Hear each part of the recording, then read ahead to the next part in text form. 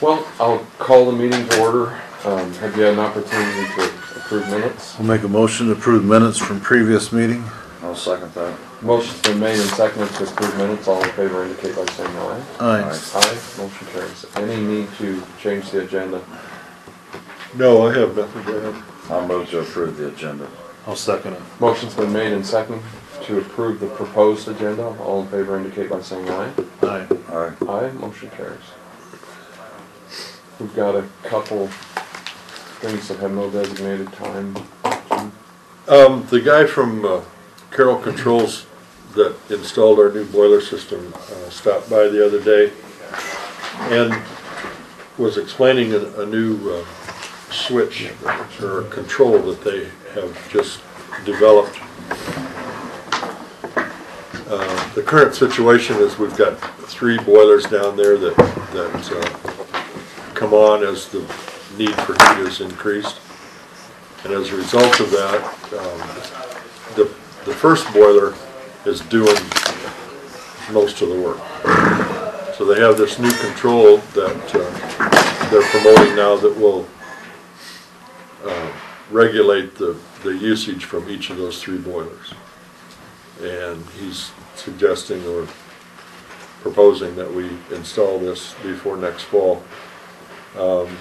He said for less than $2,000 they could put this in, and that would regulate or distribute the load from all 3 of those boilers and increase the life of all of them. So I told him I'd bring it to the board. If you guys need more information than that, we can set up a time when he can come, but that's basically what he's going to tell you. It's just a different kind of a switching mechanism. I mean, it makes good sense for the life of the system because you certainly. We've got quite an investment there, and to wear out one of the 3 boilers and let the other 2 sit idle, it doesn't make a whole lot of sense for that kind of money. So. What do you guys think? I think it Makes sense to me. Okay. I'll make a motion to approve the broiler switch. Is there a second? I'll second that. Motion's been made and seconded to approve purchasing the control for the boilers. All in favor indicate by saying aye. Aye. Aye. Aye. Motion carries. I got this from the ISAC, and I don't know enough about it, but it's the Electronic Transactions Clearinghouse. It's for the mental health, and it's all it is a restatement, amendment to their 2080 agreement. I don't know if you've heard anything about that. I have not.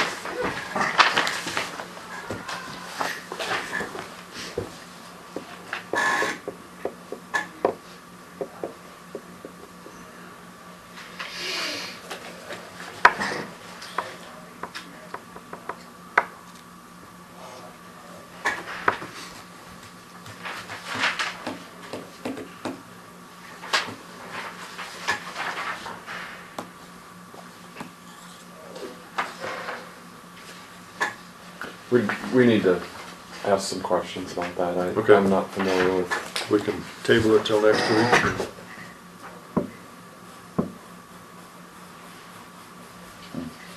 We better talk to Dawn. Yeah. Get a motion to table it. Also make a motion to table the discussion on the amendment. I'll second it. Motion's been made and seconded to table consideration of the amendment to the transactions agreement with ISAC. All in favor indicate by saying aye. Aye. Aye. Motion carries.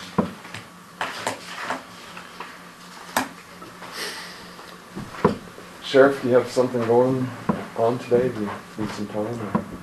What's that? Do you need some time? I'm on the agenda for 10:30 for that ordinance thing. Oh, okay. I'm sorry. Sure.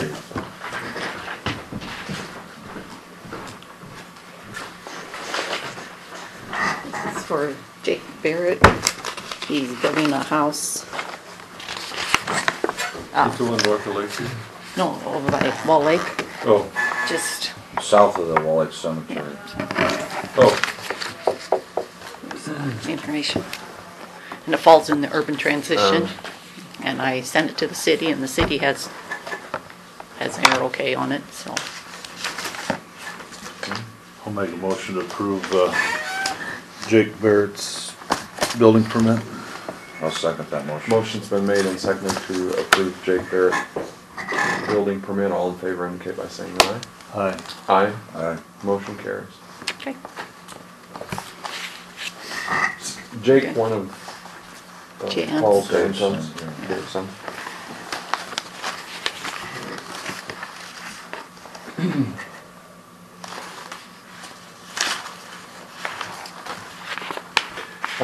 Do you have stack of drainage stuff there?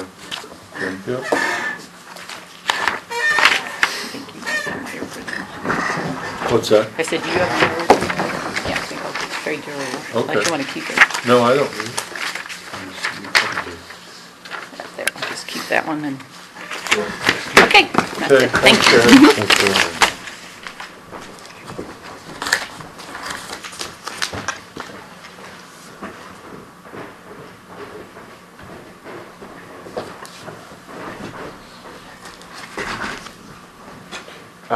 This is just pertinent information, I guess, to the county.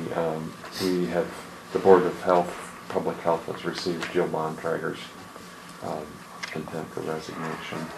She's taking no longer job. Judge was just giving us a heads up today about that.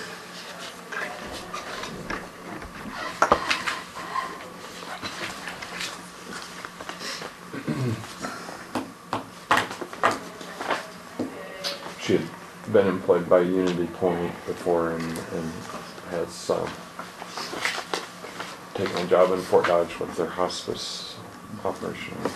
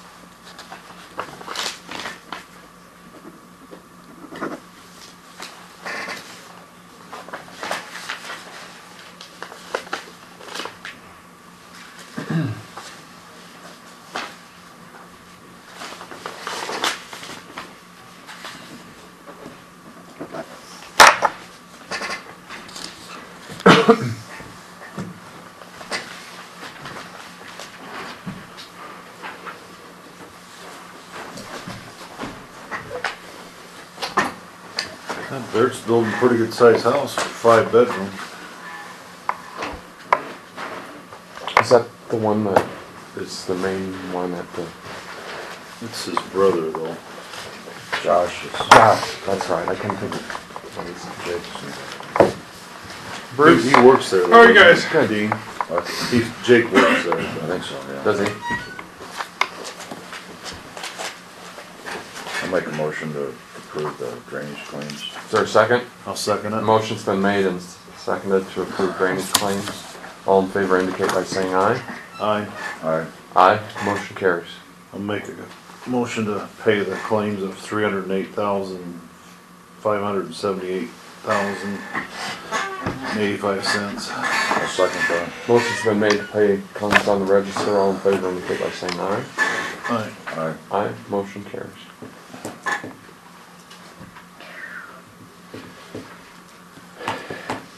What's on your mind today, Bruce? Just want to let you guys know that I got a notification yesterday that the city square is now officially listed on the National Register. We should be getting a letter from the Department of the Interior's owners that tells you that. Okay. We visited briefly last week with Zach about South Fifth, and they had a person come out and look at what the different possibilities are, and I think they're developing a plan as far as how to approach that. So That's good. But no, I knew that you supported the project. I just wanted to let you know that it was now completed. all right, thank you for your efforts. So anything that we need to be doing for the South Fifth? I think they're just developing the plans, and then get out your checkbook.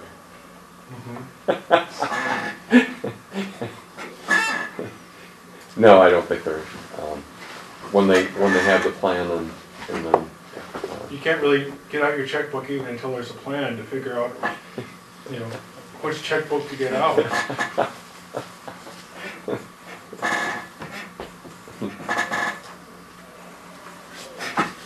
he sounded,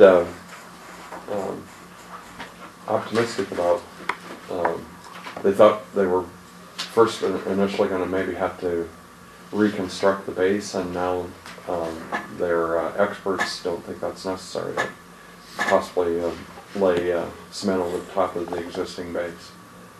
So Zach seemed happy about that. So that's tentatively what they're looking at, I think. Well, that's good.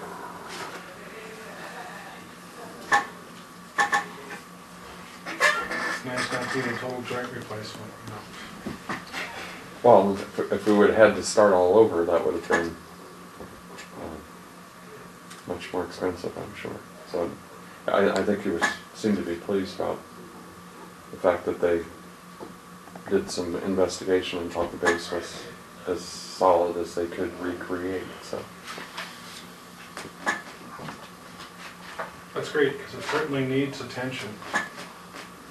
it carries a lot of traffic, you know, rural and urban. It carries a lot of traffic, it carries a lot of heavy traffic. Yeah. now that the elevator's not as active as they used to be, I mean, you'd constantly see tractors and wagons coming across. They're not so much anymore that way, but years ago, that was an active route. That's probably why it's in the shape it's in. I wasn't going to say anything, but yeah. But, and that's what, as long as I've been here, they put a seal coat with some pea gravel on, and that didn't work at all. No, that was too little, too late, actually. It Yeah. was too late in the year for it to really get it. And that was, that's probably 7-8 years ago or longer. Yeah. Probably. But they were still hauling grain last fall on that. Are they? Yeah. Yeah. But now it's just more of a fall delivery type situation, Yeah. whereas Yeah. years ago it was on a daily basis. Well, that's, any projected time frame that you guys would have for that? Well, we've wanted it to be done for several years. And Right. I think they're probably thinking next summer, next spring, by the time the plans are developed. And Yeah. I know, We'll have to bid it and it'll be late fall and. yeah, and so time's probably not gonna allow that this year, but certainly first thing next year, hopefully. Yep. Next summer, spring, summer. Jim, with the detour and the 196 construction, do you think there's a little more traffic than normal? You know, I think there's a little bit simply because by coming in from that way, they avoid that sharp turn down Main Street and then north on North Fifth Street to follow the detour. So I think they're figuring that out where they can cut across on that gravel and just go straight through town. So, I was on the is it Voss? That's to the east of 196. I think it's Voss. Boy, that's taking a beating. That's terrible. We need to mention to them today to have them. And I know they're on it regularly, but there's in front of the Luke's residence there, it was terrible the other day. It's like mush. I have no idea. I know Carlson and Johnson is worth like 5,000. They're mad at me because I'm giving Your Main Street project is probably the front burner item for the city. The Facade project, yeah. yeah, it's, and I think the news is pretty positive about that. It looks like we'll have enough participants that we'll be able to get the full amount of the grant and that will move forward. The selected vendor, we have selected a vendor, the contract can't be signed until they have to give an easement on the front 18 inches of the building. And until all the paperwork is signed, the contract can actually be implemented. I know one of the recipients is scaling back the scope because it had gone significantly over budget for them. And they're still going back and forth with the architect about how to scale it back. And once everything is signed, then they'll be able to actually sign with the property owners, and we can sign the contract with the general contractor who will oversee the facade implementation. So will a lot of that get done this summer, or All of it should get done this will summer. it? I mean, we should have everything signed within maybe a week to 10 days, and then able to, and after that, I believe it's, I think they have 120 days to complete the project after that. Hopefully I'm not being quoted. I didn't memorize the contract, sorry. The documents were pretty thick, but I think... But that would be through the month of September. Right. September, I mean, to be essentially complete. And the term essentially complete always reminds me of semi-boneless or something. It seems like it just doesn't quite go together, but yeah, so the facade grant is, it'll be great when it's done. And it's probably $750,000 project for What's that one? downtown. There's a $500,000 CDBG grant, and the city's putting in $150,000. The property owners are putting in 130-ish. But as with any grant where you've got federal regulations, I mean, yeah, the cost might seem higher to the property owners, and yet they're paying 16 point, Dale probably says it 16.2, 16.8%. That sounds right. I think it's maybe 16.8% of the cost that actually is going to the property owners. But any overage from the initial estimate, then it becomes 100% property owner. And we did run into that with a couple properties, and one is scaling back, and one has opted not to participate because it wasn't a huge project, but it was, they were hoping to have their share in the $4,000 or $5,000 range, and it came out $13,000, $14,000, and that, you know, in terms of a huge project, it wasn't. In terms of the amount of capital outlay, that's quite a bit. Most of our checkbooks don't handle that without at least transferring some money from somewhere.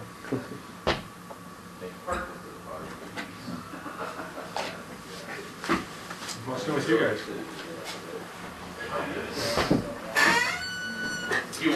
Spending a lot of time on litigation thing that's going on. Was there a lawsuit? We've had that question asked, if you can imagine. Just taking care of normal day-to-day operations, I guess.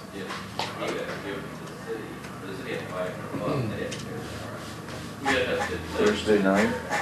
Thursday night, Hometown Fight County Committee is meeting. 6:30 in Lakeview.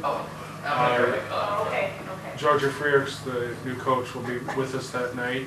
We'll plan to get it as a county committee sit down and have a chance to talk with her outside of the interview situation and kind of say, maybe here are some of our expectations, what are some of your expectations, and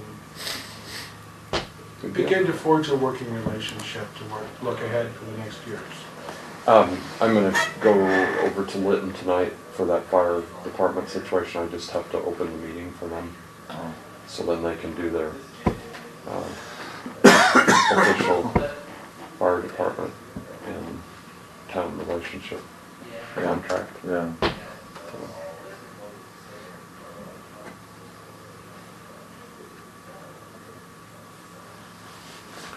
They had done a bunch of investigation and research. They really didn't have an actual official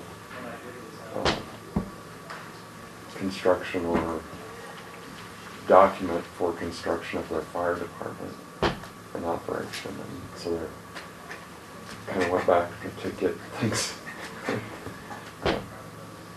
created the way they were supposed to be, I guess. But they're getting it figured out amongst the townships and the department. So.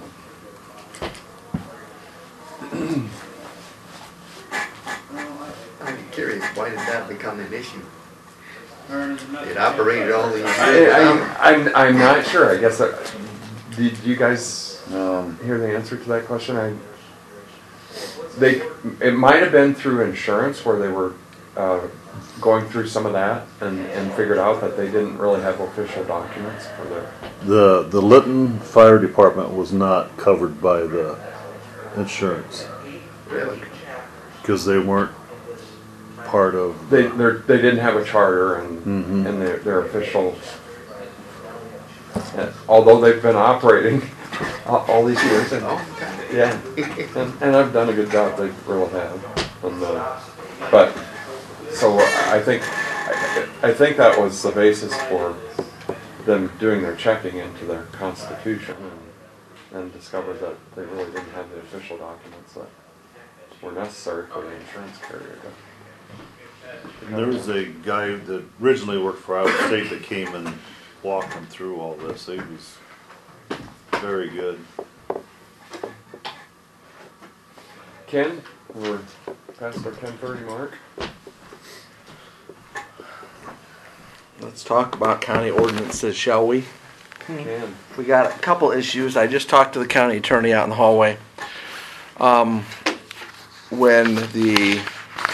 At some point there was an ordinance adopted by the board for a jake brake or engine compression brake around Lytton. Okay, that's listed in the county ordinance books under chapter 9. when we did the UTV, ATV ordinance, that's also listed under Chapter 9. Which is public safety, right? Well, this Chapter 4 has 8 sections in it, and now we have 2 Chapter 9s. We have 8 chapters. So the county attorney thinks that it's a simple fix by doing a resolution changing the ATV chapter to 4-10 instead of 4-9. So that's something that we'll have to bring up or make a change on. What brings me here today is I was at the Auburn Council meeting last week. They, like most small communities with major highways coming through, are complaining vigorously about the Jake brake issue.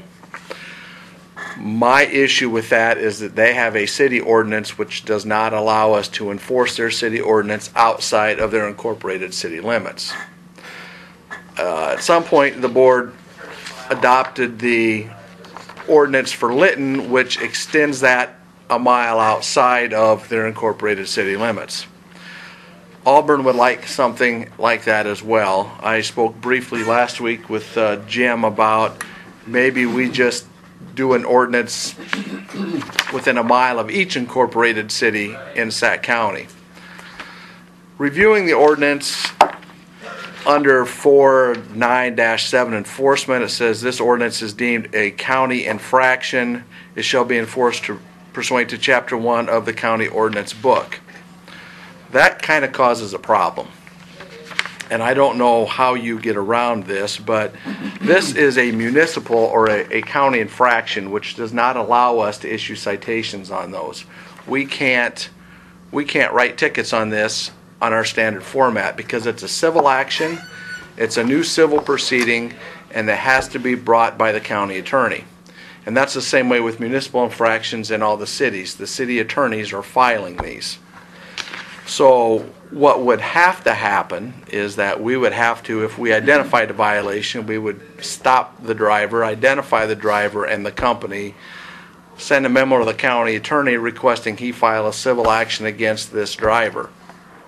Okay, there is an $85 filing fee for these infractions because it's a civil infraction. It's not a criminal thing. So the issue now becomes, right now they're not necessarily waiving these filing fees, but I did speak with the clerk of court this morning, Donna Gary, and they're in the process of mandating that this $85 be paid at filing.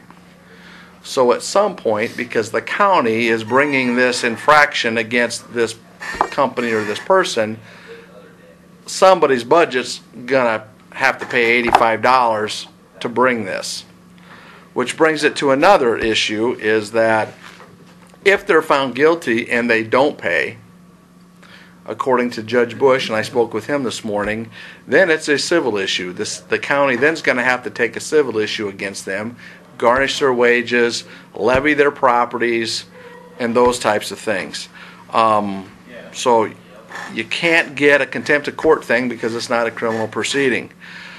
The only advantage to that is that if it's a resident of Iowa, because they owe the state or the county money, then they freeze their ability to register their cars, get their income taxes, or get their driver's license. So I'm not for sure how the county wants to proceed or where we want to go on that. My concern is who's paying the $85, whose budget does that come out of, and the actual enforcement part of that. So it is a problem. It is. And so we need to address it. And whatever's necessary to enforce it, I guess I'm in favor of doing it. There's, like I said, it has been a problem, and it just becomes intolerable in the middle of the night, or other times when they're using those and rattling people's windows and their dishes and for an enforcement standpoint, for us, if you have one truck traveling alone, you got a pretty good idea which truck did it. But you get two or three or four of them bull racks running together, you don't know which truck did it. So you have that enforcement issue of, all right, which one are you for? How do you propose to resolve it? What would you like to see happen? What I would like to see is the state enact some type of law, state legislation that says within a mile incorporate the city limits, and then you make it a state code, and then it takes that away from being a civil infraction. You can still have your city ordinance or your county ordinance and write them off that. But obviously that hasn't happened. We'll enforce them, and I think they need to be enforced. I'm just telling you up front that it's a complicated process, and it's really out of our hands. All we are is the messenger to the county attorney saying, would you please file this civil infraction? We can do that, but I know that you're right. They go by my house at 4 o'clock in the morning or 4:30 in the morning when they're coming into SAC, and you have your windows open, it shoots you right out of bed. So something needs to be done. I'm just not for sure what the simple solution is, or where do you want to move forward as far as opening up, putting the entire county under this within a mile of an incorporated city limits. It'd be simpler. Well, it would, because right now we just have, Lytton's the only one that's covered, and I know Auburn wants it, and they have a legitimate, because, you're coming down N28, or you're coming from the west, and you're coming down that hill. It's loud and it's annoying. So, that would be my recommendation, is that we adopt some ordinance that incorporates a county ordinance a mile within an incorporated city limit for this. Would you, we would need to ask Ben to create that Yes. language? Yep.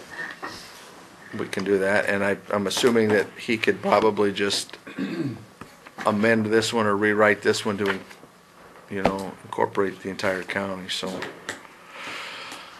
So, we'll do that. We'll have to have a public hearing on an ordinance. Right. And then, how do you want to, can you just do this one by resolution and change the ATV, UTV one to chapter 4? Is that an dash- ordinance? Yes, yeah, that's the county ordinance on that. But we have 2 Check with 4 Ben. nines. I did, and he thought it would just be a matter of resolution changing the number from 4-9 to 4-10. Just a motion to change that Yeah. So, resolution. and the ATV ordinance, and that's what I was checking, is written differently because there's state law that applies to the operations of ATVs anyway, so we don't have to worry about it being a civil infraction. So, See, Carol's considering an ATV ordinance.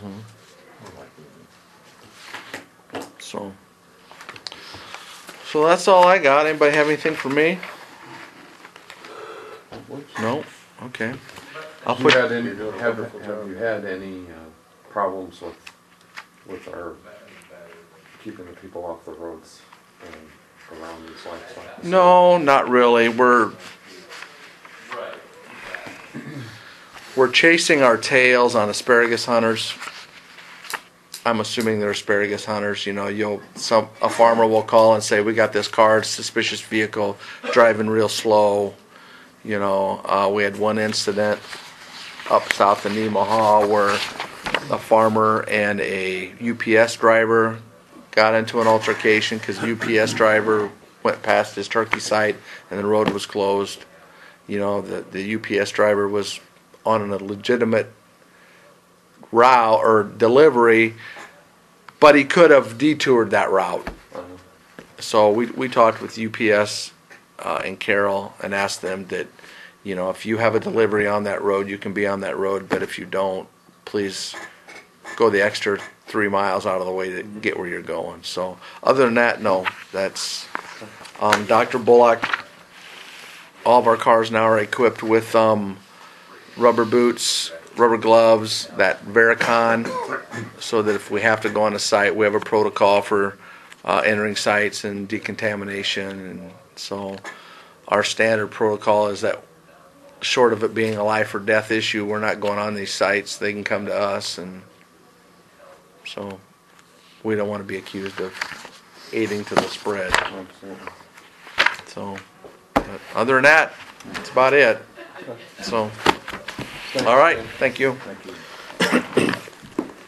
We will recess until the engineer arrives. We'll come out of recess. How's that? Hi.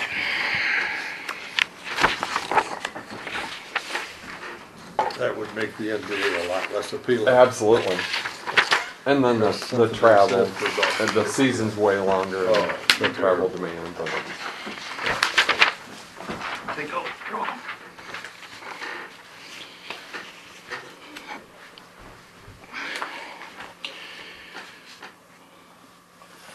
County crews have been patching potholes on M68 and M35.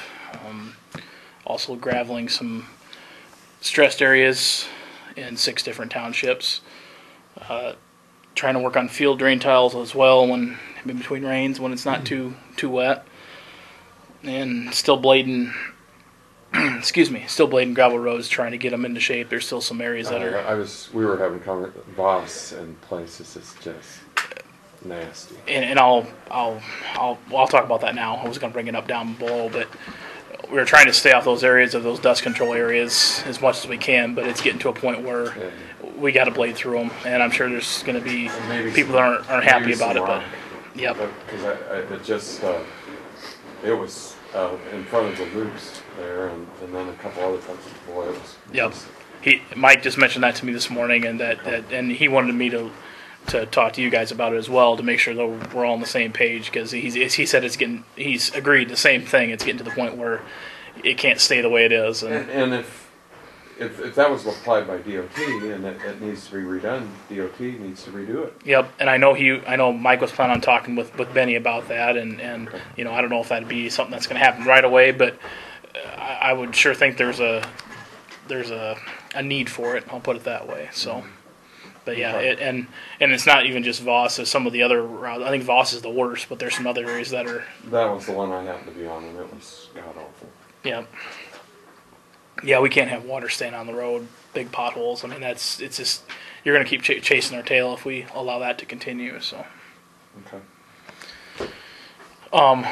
Investigating needed bridge abutment repairs in section 33 of Cook Township. I looked at it with Mike a little bit, and it's there was a hole that developed in the road, and it was sucking down, and we checked underneath, and it looked like the stream channel was degrading underneath the abutment a little bit. So we're going to try to get some riprap in there to stop that. I'm also in the process of trying to look at where that one sits in our plan as far as repair or reconstruction or replacement or what it is, and haven't got to that point yet, but that's on my to-do list too. So closed Otter Avenue between 255th and 265th Street past turkey confinement. The owner notified Mike yesterday that he was tagged, and they're out to do the extermination, I believe, today, and that's why he wanted to close down that road. That was one that we didn't put road close signs up originally at the request of the owner. He said, if I'm going to get it, I'm going to get it. No need to close the road. So, but that will be a short-term one, obviously. So, also starting to seed some spring construction areas around the county that were done last year. So. As far as Highway 196, D46 has been reopened, or it was last week. We did this morning, the contractor put some more granular on there. They were a little short on their rock. It was pretty rough. So they put about 4 more loads of granular material out there, and we're getting that bladed out, and should hold up pretty well now. I mentioned last week that D42 was going to be the next one to close down. They're kind of holding off, waiting to see what the weather's going to do, trying to find a good stretch in here. Seems like as soon as it starts to dry out, we get another shot. So I'm thinking that's probably going to wait till next week, but they're going to working with them to let us know. D42, we don't have a detour route. Since it's not a through street, we are going to put advance warning up to make sure people know what's going on. But that'd be the same thing for a couple days to tear the pavement out and put granular material back. Talked about Voss and the blading through the dust areas, and I will mention to Mike too that, and I'm sure he will use rock if needed. He's been putting some limestone out there. And Don't they have to repay us for that anyway? it's kind of always a struggle, but I know Mike's keeping track of what we're putting down, and we're going to definitely request that. It's one of those things where try to hopefully we scratch their back and make sure they're going to take care of us relatively well as well. So I mean, it's their project that's causing this. So Right. I definitely agree with you. The other thing in kind of relation with 196 is the speed limit change on Rolfe that we were talking about.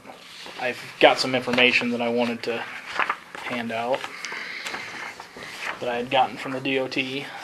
Actually, if I can keep that one, that's my original. Thank you.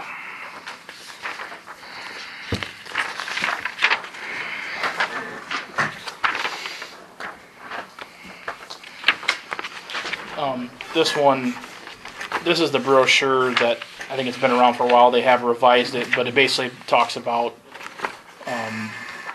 what are the legal speed limits and how they're set. Basically, Iowa code states that a traffic investigation shall be done to change anything, even with it's outside the primary routes of the DOT. They like to see that, so there's some sort of recommendation or consistency information to back up why you're doing what you're doing. That's just not just People happening. are going too fast. Right. And the other thing is I found some old literature that Ron had that talked about how if you reduce the speed limit, what's the actual effect of how fast people drive. And there were some times where it was actually you lowered the speed limit and the speed that people drove actually increased. And I don't see how that really is. I mean, it shouldn't happen that way, but it happens. I know this was a study done that was done in Minnesota, but there was a fact where they reduced the speed limit from 50 down to 40, and the 80 they always do the 85th percentile of the speed of how fast people are driving. And before, people were driving 44 miles an hour at a 50 mile an hour speed limit, and after the speed limit changed, people drove 45 mile an hour on that 40 mile an hour speed limit. So to some extent, the conditions of the road do dictate how fast people drive. Now, I understand the flip side of that too, that you got to start somewhere too. So, and it's just in certain circumstances, speed also has a reflection upon how far and how bad the dust situation is. Right. There's a lot of different things that roll into this situation. I mean, the fact that there's it's not a level, flat, open area road with no curves. I mean, there's hills and there's curves and there's that factors into that as well. I guess the biggest thing that I saw after reading through this brochure, talking with the lady from the DOT and going through the Iowa Code section, I think it'd be tough to change something without trying to get some sort of a documentation or some sort of background on why we're changing it and what are other than just saying these are the reasons. I mean, I think there's good to have some sort of backbone behind that and why we're doing that. The one thing I did see is, there's common statutory speeds for different districts. Like rural highways is 55 mile an hour, interstates are 70, multi-lane highways are 65, suburban districts are 45 miles an hour. I don't know, that'd be something that we could consider. Is that considered a suburban district? Is there enough people out there that's we could maybe hang our hat on that. I tried to look into to find out what they classify as a suburban district. Haven't really found anything yet on what that's classified as, but yeah, because that's kind of a different description, because your speed limits in town or residential, that's 25. Right. And right. I guess I haven't necessarily seen Suburban as a Right. description. Right. So I think it's kind of an odd one, but it might fit this case. I mean, I know it's not as probably as slow as what some people would like to see out there, but it might be a start. I think that would be something that might be reasonable to do without doing a study. I mean, you could say that, yeah, we're calling it a suburban district. We have these other factors that are contributing to the reason why we want to slow the traffic down, and see where it goes from there. That's I guess I'd like to go down that path, because if you wait to do the study and It's all over. yeah, I mean, This is just a temporary thing, right? well, we hope it is, but it may or may not be. Well, once the highway gets opened back up, that should take that away, shouldn't it? Well, this is north on Oh, North I'm on 16th. the wrong thing. Yeah. Okay. North Fifth. North 16th. North 16th, yeah. Yeah. Yeah, going out there.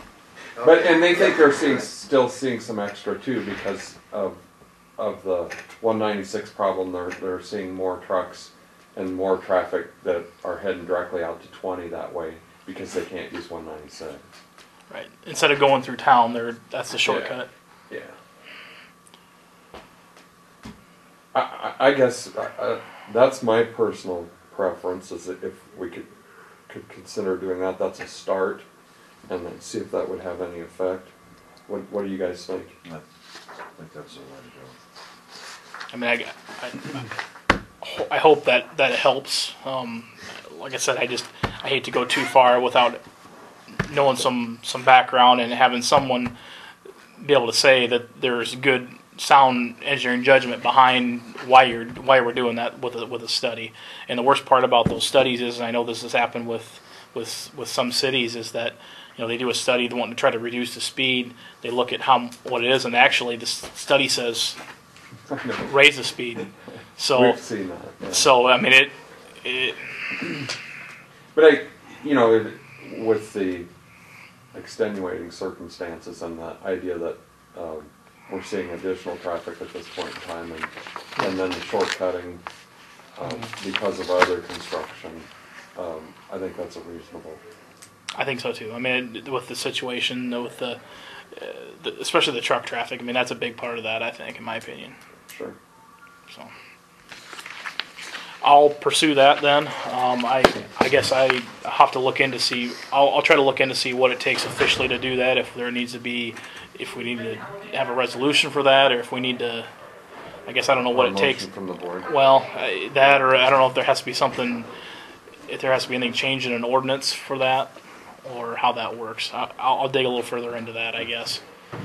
Yeah, and as quickly as we can. I will. I'll try to get that back to you next week. All right. Sounds good. So, met with Thomas Parsons from the Iowa Concrete Paving Association last week, taking a look at South Fifth Street, trying to see what options we'd have there from a concrete standpoint. His thoughts were that a concrete overlay would work on that road. It looks bad because of all the cracking, but there's usually when asphalt's that old, you'll see more rutting, and you'll see some subgrade issues maybe where there's a dip or a hole, and really for the most part that road doesn't have that. I mean, it's rough and it's there, but there is no bad spots per se. It's just all cracked. The asphalt's getting old. So in his opinion, they'd be a good candidate for a concrete overlay. There are some downfalls to that, as if you're going up, then our shoulders get a little bit less, so because we have to do something with that too. So there's kind of a trade-off there. My plan is to try to get together a detailed cost estimate for both options, trying to look at what the increased height would be, what our shoulders are going to look like, and what kind of costs we're looking at.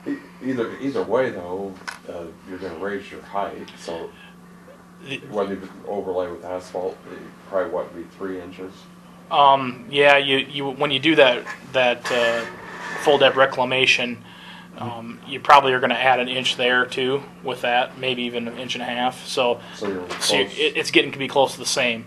Probably the biggest thing is comparing the costs on the two, but then also, is there going to be a need to do shoulder work to try to build up shoulders? That becomes a pretty big process and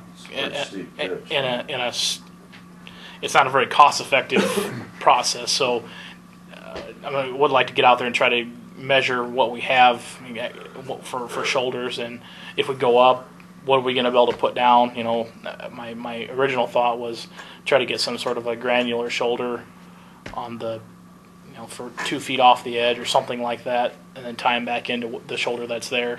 I mean, we have county roads that are like that. It's not great, but it's. But again, you're within 1 inch. Whether you do that, you've got the shoulder issue. Whether you use asphalt or concrete, less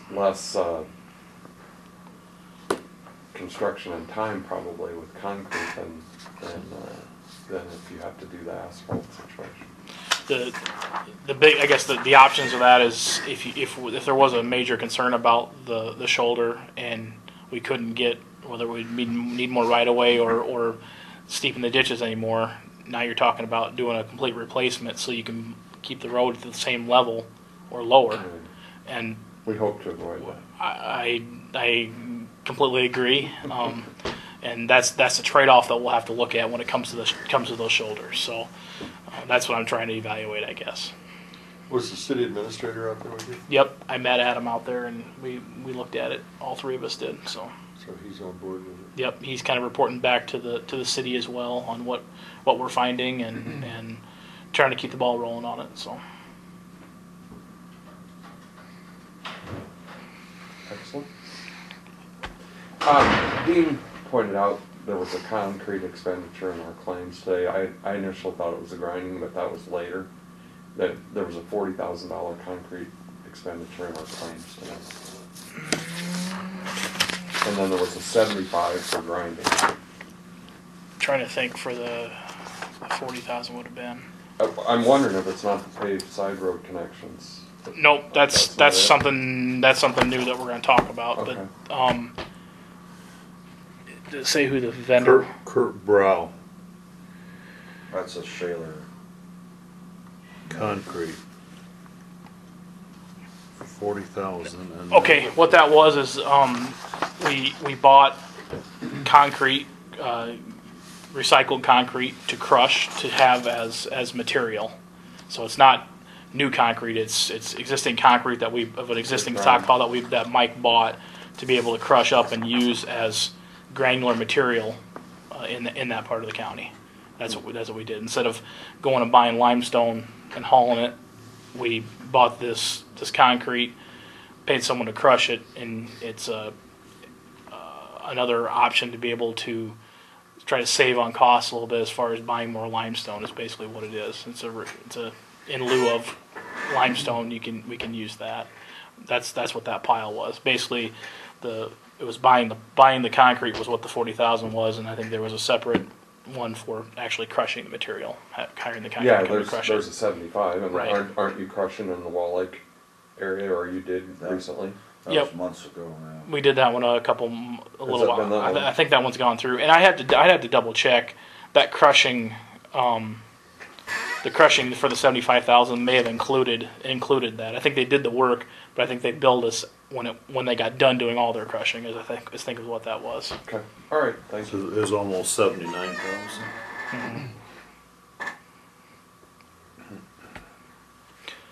Mm-hmm. Paved side road connections with the new Highway 20 coming in full force now, wanting to finish up the stretch from early on west.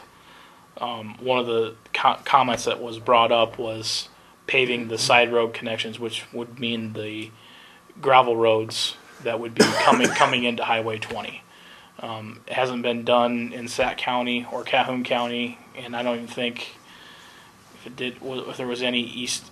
They may have done some in Webster, but I don't think they did a lot. Why is that necessary? Some of the food for thought on it was safety-wise, not having maintenance equipment out there trying to grade roads. The other part was trying to keep rock, gravel off of the highway. Another county engineer had mentioned, I believe he was in eastern Iowa when they were redoing Highway 30, the 4-lane part of Highway 30, and I think there was an accident that was where there was a curve and gravel had gotten from a gravel road had gotten spilled onto the highway with a motorcycle, and it was a safety thing is what it was. I thought long and hard about it. I talked to Mike. I talked to our guys that blade up to Highway 20. He says generally what we do is we try to get limestone in those areas, and once you get that packed in there, there's generally not a lot of maintenance on it. A little touch up here and there, but for the most part, you're not messing with it much. They didn't seem like that would be a real big deal. The DOT did give an estimate of what kind of cost that would be to us. Basically, it'd be $20,000 approximately for each connection. So you're talking $40,000 for each intersection. It's a pretty significant cost. I know Woodbury and Ida are looking into it as well. They asked me the question how it's worked with the eastern half of Sac County, and I have a meeting with them tomorrow. Everybody that I've talked to, there really hasn't been any issues. I think there's better places probably to spend the money. With our road and bridge situations, and I wouldn't support spending $20,000. How far back do they go with that? Generally, the end of the radius ends up being probably 50, 60 feet back. You're still plowing snow there no matter what, so that doesn't really change. So, but it's something I wanted to bring up because it was being thrown out there. My recommendation would be is I don't think it's necessary, and I mean I think we've kind of proved in what we've done in the other part of the county that it's working. I mean, not to say that things can't happen, but you can't. And they do. And you can't protect against everything. Yeah. So.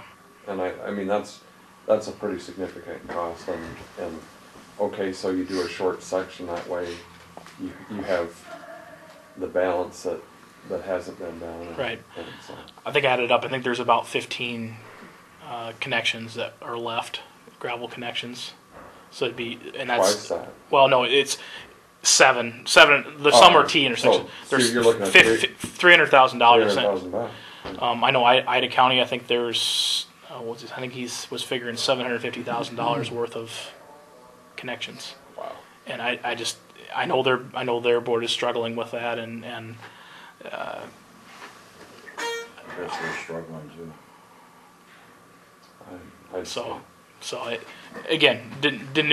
It's not a big issue, but wanted to at least bring it to the forefront and talk about it. So, the last thing on my list here is new Highway 20 construction. The DOT has preliminarily sent a detour route. The last segment of Highway 20 that will be done will be from the Ida County line to Early. One they're looking at doing is trying to get that done. It would basically take a construction season and a half, but to do that, they won't be able to flip traffic like they have been doing. It'd be doing the whole thing at once. To do that, we have to detour traffic off of Highway 20. So what's the route? The route is basically using D15. It'd be end up going through Galva, and then possibly through Shaler, up 110, back to D15 or back to D15, and then over to 71. Now, very preliminary stages. Just wanted to bring it up. Haven't done any negotiations with them yet on that, but we're looking at what's all affected by that. So. For how long? It'd basically be a year and a half. It'd be 2 years. It'd be through the winter. We're gonna go through shit there. Well, There's no pavement. they're trying to come up with other options other than going through Shaler, and we're trying to figure out what those options might be yet. So I think. Nothing good. Building a new road and paving it straight. Well, there's discussion of possibly paving a gravel road and trying to get them around, but seriously. But very preliminary. I don't know. They're not going to use the existing Highway 20 for part of. They will, but they're going to redo it all. They're going to that'll be one side, tear out both lanes but they're going to tear it all up. Oh man! Wow, that seems like an awful lot of. added expense, why they wouldn't do it one lane at a time. Time. One there. side at a time. Time is a big thing, and they probably can actually. I'm guessing they can probably get the project done cheaper because They can save a you're lot of paving it money. right there. They can do Yeah. the dirt work at the same time. Yeah, yeah. So I can see that part of it, but I think the biggest thing is time. They're really trying to keep this moving. So, the D15, you know, it goes by the Shaler Cemetery. If you go straight east from there, does that line up with, Here's the. There's not a road that goes straight through there. There is no road either there, or this is that possible option that they're considering. that hit? That would hit directly in with there. Uh, But again, that's South of very, there either, is it? Mm-mm. very, very preliminary. Two Have to go north. 293 turns. There's a bridge down there right by the cemetery, north of the cemetery. So I know I know the DOT was meeting with both Galvin and Shaler as well, and I'm not sure how those meetings went. I can about imagine how they went. But Shayla didn't want them going through the last time they were That's right. doing it. so, anyway, just wanted, I guess at this point, Yeah. I just wanted to bring it up, let you know that this is coming down the pipe, and Yeah.